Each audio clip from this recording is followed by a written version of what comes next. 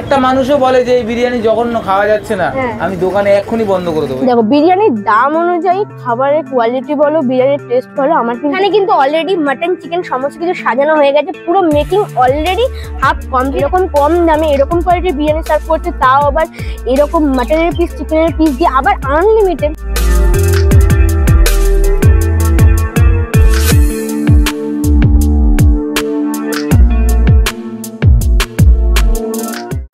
আজকে আমি এমন একটা জায়গায় চলে এসেছি যেখানে 6 থেকে 7 মাস আগে আমি এসেছিলাম, তখনকার পরিস্থিতি আর আজকের দিনের পরিস্থিতি পুরোটাই আলাদা। মানে তখন যখন এসেছিলাম তখন ছিল বেশ হালকা হালকা ভিড়, অত মানুষের ভিড় ছিল না, কিন্তু আজকে আমি যে জায়গাটা দাঁড়িয়ে আছি সেখানে কিন্তু লিটারেলি মানুষের এতটাই ভিড় যে বিরিয়ানি দিয়ে উঠতে পারছে না। আই থিঙ্ক তোমরা সেটা বুঝে গেছো যে আমি যে কোথায় চলে এসেছি। আমি কথা বলছি অশোকনগর বিখ্যাত আমেরিকান দাদার বিরিয়ানি, যেখানে আমি 6 থেকে 7 মাস আগে দেখেছিলাম এতটাও ভিড় নয়, কিন্তু আজকে এসে দেখছি যে বিকেল 5টা বাজতে যাচ্ছে, 5টা অলরেডি বেজে গেছে, 6টা বাজতে যাচ্ছে, তখনও এত ভিড় যে মানুষকে খাবার দিয়ে উঠতে পারছে না। মানুষের বসে বসে খাবার খাচ্ছে, প্লাস পার্সেলের লাইন, সমস্ত কিছু আছে। আর তখনকার টেস্ট আর এখনকার টেস্টের মধ্যে কতটা তফাৎ সেটাই আজকে ভিডিওর মাধ্যমে জানাবো। তো আমি প্রিয়াঙ্কা, তোমরা দেখছো the certified mom. Welcome to my channel, ভেবো না বাস খেয়ে যাও। চলো আজকে ভিডিওটা শুরু করা যাক। ভাইরাল হওয়াটা ইজি, ভাইরালটাকে অব্যাহত রাখাটা চ্যালেঞ্জের ব্যাপার।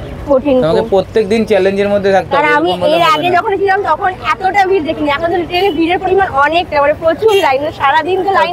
না অ্যাকচুয়ালি তার অন্যতম কারণ একটা সোশ্যাল মিডিয়ার একটা কারণ আছে, তারপরে কোয়ালিটির একটা ব্যাপার আছে, সেটা বলবো না। আমি কোয়ালিটি নিশ্চয়ই মানে আরো বেটার হয়েছে, সবাই তো তাই বলছে। একটা মানুষও বলে যে এই বিরিয়ানি জঘন্য খাওয়া যাচ্ছে না, আমি দোকানে এক্ষুনি বন্ধ করে দেবো। কত হাড়ি করে সেল হচ্ছে? আরে 12 হাড়ি 11 হাড়ি। মানে এটা কি প্রতিদিন everyday?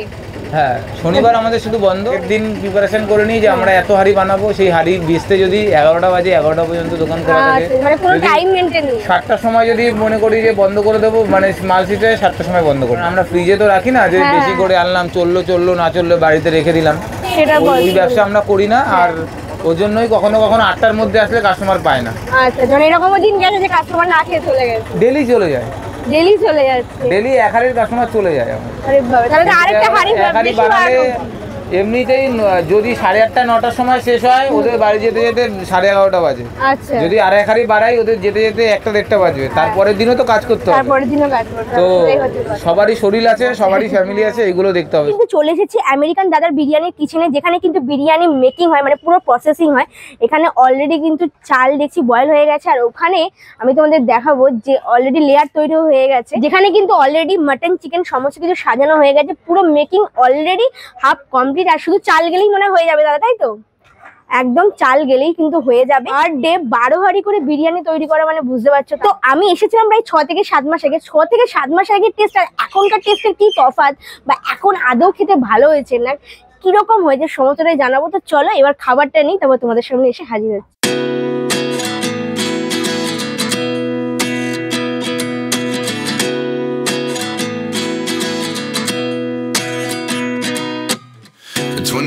And I find myself wondering what did happen to the last 10. I ran away with my life, fast forward, never turn back again. It's kind of funny that the more we pass time, the more we need to set. Finally কিন্তু American দাদার বিরিয়ানি থেকে পেয়ে গেছে হচ্ছে mutton আর chicken biryani plate. এবার বলবে mutton আর chicken biryani কেন? আমি ভেবেছিলাম মাটন বিরিয়ানি আর চিকেন চাপ নেবো, বাট সেটা পসিবল হয়নি, কারণ চিকেন চাপ অলরেডি শেষ হয়ে গেছে।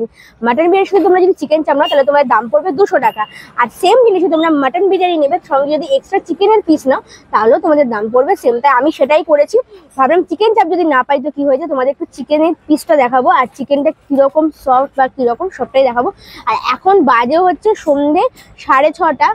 মারাত্মক ভিড়, যে ভিড় দুপুরে ছিল সে ভিড় বিকেলেও আছে। আর বলছে রাতে নাকি মারপিট লেগে যায় খাবার জন্য, পার্সেলের জন্য। আমি কথা বলছিলাম দাঁড়িয়ে দাঁড়িয়ে, সবটাই জানলাম। মোটামুটি রাইসের যা কোয়ান্টিটি সেটা কিন্তু দেখে মনে হচ্ছে কম, কিন্তু একদমই না। এখানে হচ্ছে আনলিমিটেড, বসে খেলে আনলিমিটেড, যতক্ষণ পারবে বসে খাবে, কোনো অসুবিধা নেই। আর এখানে এইটুকু রাইস আছে, কিন্তু আমার মনে হয় একজনের জন্য সাফিসিয়েন্ট। আর চাইলে তোমাদেরকে আবার দেওয়া হবে। এবার তুমি বলবে দিদি তুমি এখানে কেন বসে করছো? কারণটা হচ্ছে ওখানে লিটারেলি ব্যাচ অলরেডি বসে আছে, একটা ব্যাচ অলরেডি লাইন পড়ে আছে, কখন পাবো তার নেই ঠিক। তাই ভাবলাম যে খাবারটা নিয়ে চলে আসি, এখানটায় বসবো, এখানটাতে বসে খাবারের রিভিউটা দেবো। তো এই হচ্ছে রাইস। তো রাইসটা ফার্স্ট ট্রাই করি।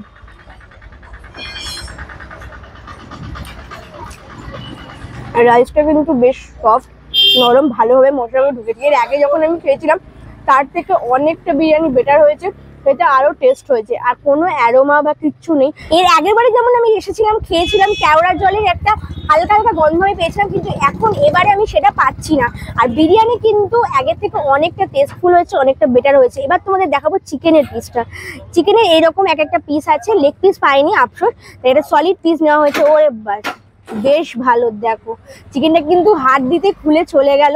এবার দেখবো চিকেনটা কতটা সফট।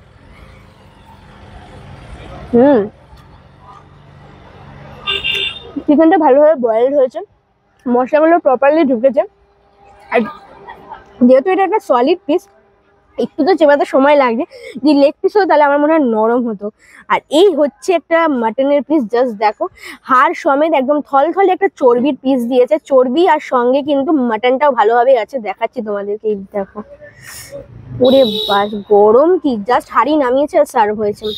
মাটনটা কিন্তু বেশ ভালোভাবে সফট হয়েছে, আর মাটনের মধ্যে মশলাগুলো ভালোভাবে ঢুকেছে। তো চলো এবার আলুটা দেখাবো, যে আলুর সাইজটা। এই হচ্ছে আলুর এক একটা সাইজ, এক একটা আলু।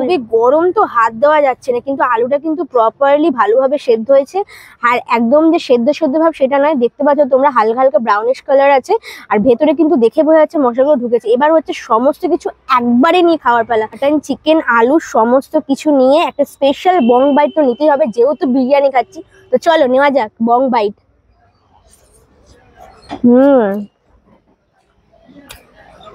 অসাধারণ টেস্ট। এখন থেকে বিরিয়ানি সত্যি খেতে ভালো হয়েছে, ওই জন্য এরকম ভিড়। দুর্দান্ত। দেখো বিরিয়ানির দাম অনুযায়ী খাবারের কোয়ালিটি বলো, বিরিয়ানির টেস্ট বলো, আমার কিন্তু ভালোই লেগেছে।